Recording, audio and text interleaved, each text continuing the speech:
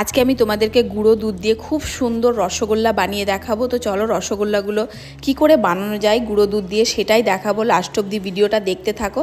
এখানে আমি 2 কাপ গুঁড়ো দুধ নিয়েছি। আমি আমুলের গুঁড়ো দুধ নিয়েছি, তোমরা যে কোনো নিতে পারো।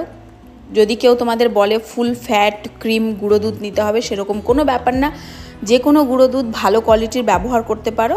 এখানে নিয়ে আমি প্রথমে গুঁড়ো দুধটাকে কড়াইয়ে দিয়ে গ্যাসটাকে জ্বালিয়ে তাতে 1 লিটার জল দিয়েছি। 1 লিটার জল দিয়ে দুধটাকে খুব ভালো করে আমি গুলে নিয়েছি। এবার ঢাকা দিয়ে দুধটা উতলাতে রেখে দিয়েছিলাম। দুধটা যখন ফুটে উঠেছে তখন আমি 2 চামচ ভিনিগার দিয়ে নেড়ে নেব। তোমরা দেখতে পাবে কত সুন্দরভাবে ছানাটা কেটে যাবে।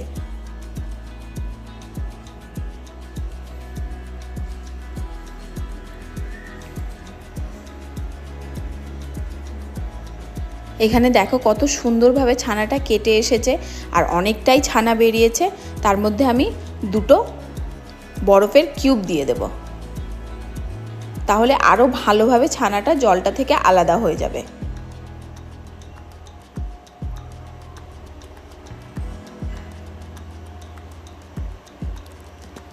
এখানে খুব সুন্দরভাবে ছানাটা আলাদা করার জন্য রেডি। এবার আমি একটা ছাঁকনির সাহায্যে ছেঁকে নেব। আমার কাছে পরিষ্কার কাপড় ছিল না, সেই জন্য একটা ছাঁকনিতে আমি খুব ভালো করে ছানাটাকে ছেঁকে নিয়েছি।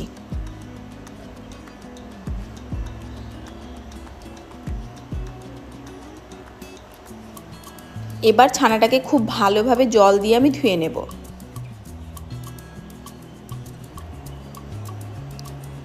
এবার আমি মিষ্টিটা তৈরি করার জন্য সিরা তৈরি করে নেব, মিষ্টির রস তৈরি করে নেব।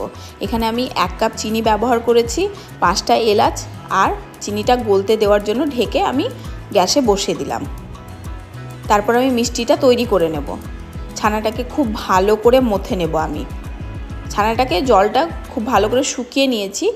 আর অনেক সময় টাঙিয়ে রাখার কোনো দরকার নেই। 1-1.5 ঘন্টা টাঙিয়ে রাখলে ছানাটা বেশি শুকনো হয়ে যায়, মিষ্টিটা কচকচা হয়ে যায়।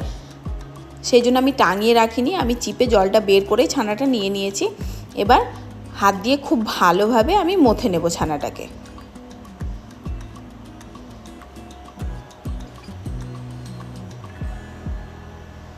একটু সময় লাগবে ছানাটাকে খুব ভালোভাবে মথতে।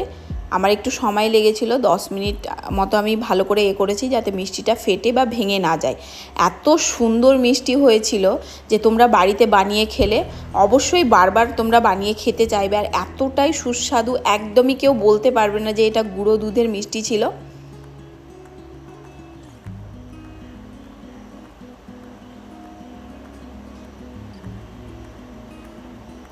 এবার খুব ভালোভাবে আমার ছানাটা মথা হয়ে গিয়েছে।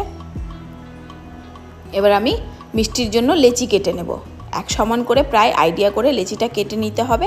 আর তোমাদের যদি ওইভাবে আইডিয়া না থাকে তাহলে কোনো একটা চামচের সাহায্যে সমানভাবে তোমরা লেচিটা কেটে নিতে পারো। এবার লেচিটা সবটা কেটে আমি খুব ভালো করে মিষ্টির শেপ দিয়ে নেব। এখানে তোমরা দেখতেই পাচ্ছ কত সুন্দরভাবে মিষ্টিগুলোর শেপ দিয়ে নিয়েছি। এবার আমি গরম সিরাটায় একটা একটা করে মিষ্টিগুলোকে ঢেলে দেব।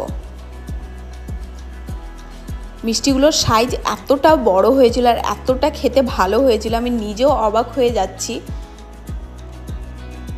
তোমরা দেখতে পাচ্ছ কত সুন্দর হয়েছে। তোমরা বাড়িতে বানিয়ে দেখো আর ভালো লাগলে অবশ্যই কমেন্ট করো। ভালো থেকো সবাই, সুস্থ থেকো।